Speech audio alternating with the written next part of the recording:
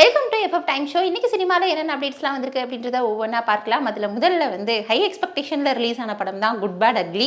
So இந்த படத்தில் வர எல்லா சீன்ஸ் அண்ட் சாங்ஸ் ரொம்ப பிடிச்சிருந்தா கூட இந்த படம் எவ்வளவு வசூல் நடத்தி இருக்கு அப்படின்றது ஒரு பெரிய எதிர்பார்ப்பாகவே இருந்துச்சு.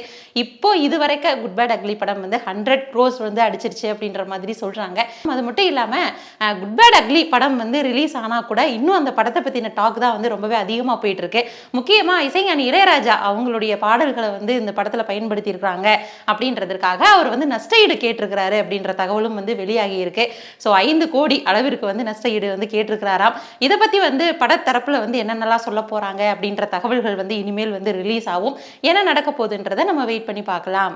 அடுத்த அப்டேட் என்ன அப்படின்னா, இயக்குனர் வெங்கி அட்லூரி அவங்க இப்போ ரீசெண்டாக சூர்யா அவங்களோட கமிட் ஆயிருக்கிறாங்க அப்படின்ற மாதிரி சொல்றாங்க. அது மட்டும் இல்லாம சூர்யா அவங்களுக்குமே லைனப்ல சில ஃபிலிம்ஸ் இருக்கு. இதெல்லாம் முடிச்சுட்டு வெங்கி அட்லூரி கூட படம் பண்ணுவாரு அப்படின்னு எதிர்பார்க்கப்பட்ட நிலையில இப்போ புதுசா ஒரு தகவல் சொல்லியிருக்காங்க. என்ன அப்படின்னா, இயக்குனர் வெங்கி அட்லூரி நடிகர் அஜித்குமார் அவங்க கிட்ட கதை சொல்லியிருக்கிறாராம்.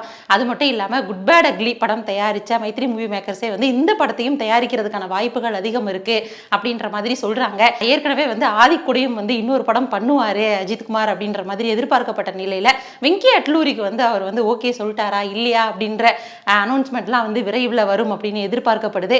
ஸோ நெக்ஸ்ட் ஏகே யார் கூட நடிக்க போறாரு அப்படின்றத நம்ம வெயிட் பண்ணி பார்க்கலாம். அடுத்த அப்டேட் என்ன அப்படின்னா, இயக்குனர் ஹச்வினோத் அவங்களுடைய இயக்கத்தில் நடிகர் விஜய் அவங்களுடைய நடிப்பில் ஜனநாயகன் படம் ஒரு மோஸ்ட் எக்ஸ்பெக்டட் ஃபில்மா இருந்துட்டு இருக்கு.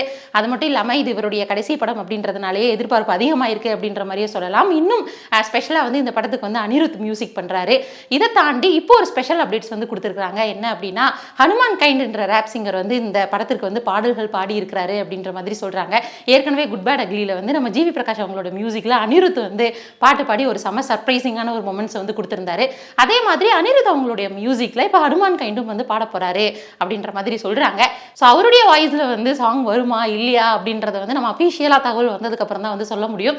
ஸோ என்ன மாதிரி கொண்டு போறாங்க அப்படின்றத நம்ம வெயிட் பண்ணி பார்க்கலாம். அடுத்த அப்டேட் என்ன அப்படின்னா, கார்த்திக் சுப்ராஜ் அவங்களுடைய இயக்கத்தில் இப்போ மே 1 அதிகமாக நம்ம எதிர்பார்த்துட்டு இருக்க படம் ரெட்ரோ. ஸோ சூர்யா அவங்களுக்கு இது ஒரு ஸ்பெஷலான ஃபிலிம் அப்படின்றத தாண்டி கண்டிப்பாக இந்த படத்தில் ஹிட் கொடுக்கணும் அப்படின்ற ஒரு வெறியோட இந்த படத்தை பண்ணிட்டு இருக்காரு. ஸோ இந்த படத்துல இருந்து சாங்ஸ் எல்லாம் ரீசெண்டாக ரிலீஸ் ஆயிருந்துச்சு அப்படின்றத தாண்டி இந்த படத்தை பற்றி சில சுவாரஸ்யமான விஷயங்களையுமே டைரக்டர் ஷேர் பண்ணியிருந்தாரு.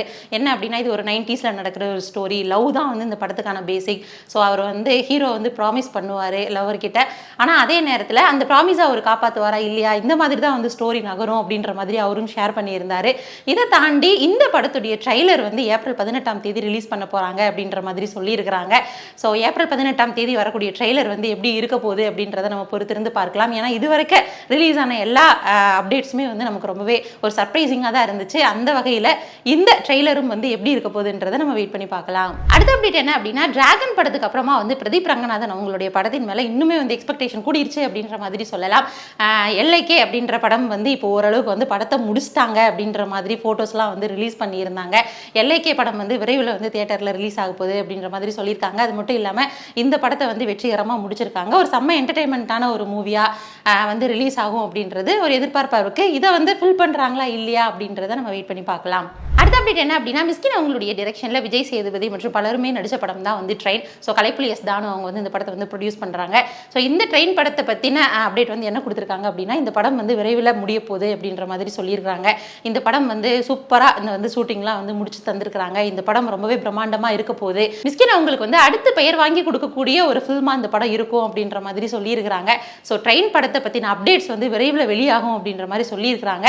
ஸோ இந்த படத்தை பற்றின தகவல் அடுத்தடுத்து வரும்போது நம்ம என்ன அப்படின்றத தெரிஞ்சுக்கலாம். அடுத்த அப்டேட் என்ன அப்படின்னா, நடிகர் சந்தானம் அவங்களுடைய நடிப்பில் டிடி நெக்ஸ்ட் லெவல் படம் எப்படா வரும் அப்படின்ற மாதிரி எதிர்பார்த்துட்டு இருந்தோம். அது மட்டும் இல்லாமல் இந்த படத்தில் ஜிவிஎம் மற்றும் செல்வராகவன் போன்ற பலருமே நடிச்சிருக்காங்க. ஒரு காமெடியான ஒரு ஃபன்னான ஃபில்மாக தான் இந்த படம் இருக்கும் அப்படின்றது இந்த படத்துடைய அப்டேட்ஸ் வரும்போதே நம்மளால கெஸ் பண்ண முடிஞ்சு. அது மட்டும் இல்லாமல் ஏற்கனவே நம்ம டிடி ரிட்டர்ன்ஸ் போன்ற படங்கள் எல்லாம் நம்ம பார்த்துருக்கோம். அதனால இந்த படம் எப்படி இருக்கும் அப்படின்றது ஓரளவுக்கு நம்மளோட கெஸ்ட்ல இடம் பிடிச்ச படம் அப்படின்ற மாதிரி சொல்லலாம். ஸோ அந்த வரிசையில் இப்போ இந்த படத்தை மே 16 ரிலீஸ் பண்ண போகிறோம் அப்படின்ற மாதிரி சொல்லியிருக்கிறாங்க.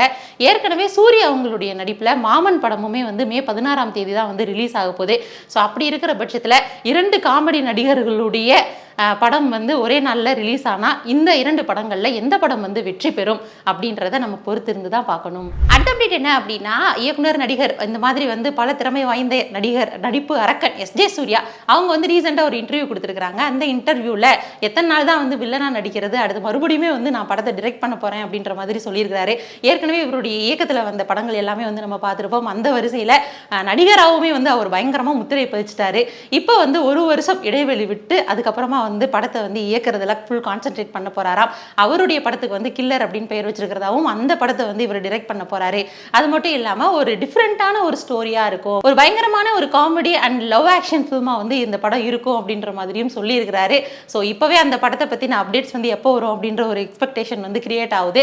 என்ன நடக்க போகுது அப்படின்றத நம்ம வெயிட் பண்ணி பார்க்கலாம். அடுத்த அப்டேட் என்ன அப்படின்னா, இயக்குனர் அல்தாஃப் அவங்களுடைய இயக்கத்தில் நடிகர் ஃபகத் ஃபாசில் மற்றும் கல்யாணி பிரியதர்ஷன் அவங்களுடைய நடிப்புல வந்து ரிலீஸ் ஆக இருக்கிற படம் தான் ஓடும் குதிரை சாடும் குதிரை. இந்த படம் வந்து ஒரு கண்டிப்பா வெற்றி பெறக்கூடிய படமா இருக்கும் அப்படின்ற மாதிரி தான் தெரியுது. இந்த படத்துடைய ஃபர்ஸ்ட் லுக்லாம் வந்து ரிலீஸ் பண்ணிட்டாங்க. ஸோ படம் பார்க்கும்போதே இது ஒரு காமெடி என்டர்டைன்மெண்ட் ஃபில்மா தான் இருக்கும் அப்படின்றத நம்மளால கெஸ் பண்ண முடியுது. பட் இது எந்த மாதிரி மூவியா வந்து கொண்டு போக போறாங்க அப்படின்றத நம்ம அடுத்தடுத்த அப்டேட் மூலமா தான் தெரிஞ்சுக்க முடியும். ஃபகத் ஃபாசிலுக்கு வந்து தனியா ஒரு ஃபேன் பேஸ் இருக்கு. ஸோ அவங்களாம் வந்து இந்த படத்தை வின் பண்ண வைப்பாங்க அப்படின்றத நம்ம வந்து வெயிட் பண்ணி பார்க்கலாம். ஸோ இந்த மாதிரி சினிமாவில் ஒவ்வொரு நாளும் நிறைய விஷயங்கள் நடந்துட்டு இருக்கு. நம்மளும் தொடர்ந்து பேசிட்டு இருக்கோம். தொடர்ந்து பேசலாம். அதுவரை இணைந்தே இருங்கள். இது FF time show. By from Devika.